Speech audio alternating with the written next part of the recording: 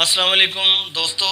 ये लेक्चर उन लोगों के लिए है, ये नुस्खा उन लोगों के लिए है जिनका कोलेस्ट्रॉल लेवल बढ़ा हुआ है, जो ब्लड प्रेशर के मरीज़ हैं। अब करना क्या है, बूहड़ का एक दरख्त है, बूहड़ जिसे बूहड़ कहते हैं उर्दू में, इंग्लिश में उसे बैनियान ट्री कहते हैं। बोटेनिकल नेम उसका जो साइंटिफिकली नेम है वो नाम है उसका फीकस बेंगलेंसिस।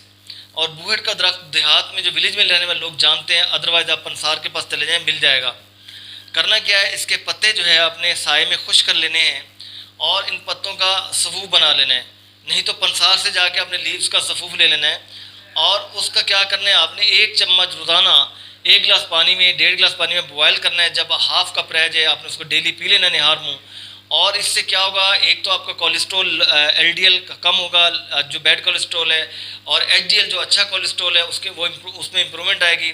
और दूसरा, आपको ब्लड प्रेशर की से भी आपकी जान छूटेगी। और तीसरा, आपका ब्लड प्यूरीफाई होगा। आप